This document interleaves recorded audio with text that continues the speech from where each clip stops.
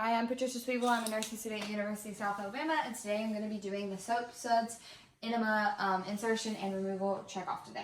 First thing that I'm going to do is I'm going to enter the patient's room, perform hand hygiene, and then I'm going to make sure that the patient's orders are correct, which is a soap suds enema on arrival to the floor. I'm going to make sure that this is Mrs. Jaguar Jones, date of birth 8/25/1963. Jaguar Jones, date of birth 8/25/1963. She's allergic to penicillin and she's allergic to penicillin. I would then verify hospital policies. I'm going to don my goggles and perform hand hygiene, and then my gloves.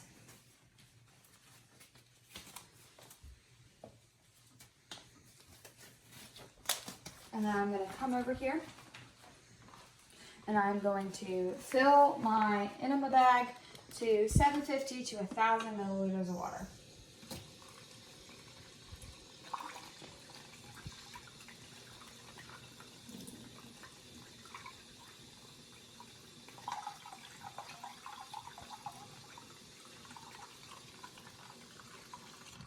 Alright, then I would add soap into my enema bag, and then I would close it and agitate it, slightly agitate it. Then I would check and make sure that it's primed. My clamp was already on before I began filling. Then I'm going to take it's primed, so then I'm going to reclamp it, if I can get it to reclamp. Okay, and then I'm going to recap. Then I'm going to bring this over here.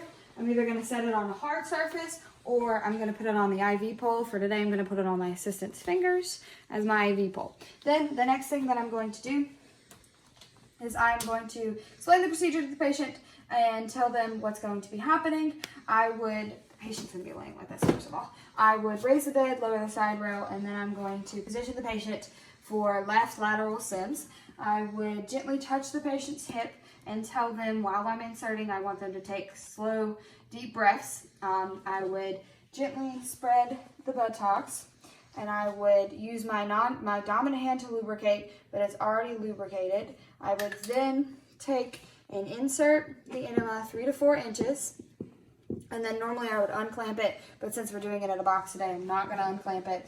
I would wait until the bag is completely empty. Once the bag was empty, I would take it and I would remove the catheter, the enema. While the enema was in there, if the patient said anything about cramping, I would have clamped the enema and let them relax a little before I continued the procedure. Then I'm going to discard of everything in here. I'm going to hand this to my patient, my assistant. Would discard this. I would place the bedpan under the patient. This side would be the side that goes under their butt. I would put the patient on the bedpan. I would explain to the patient that they need to try and hold the enema in for 10 to 15 minutes.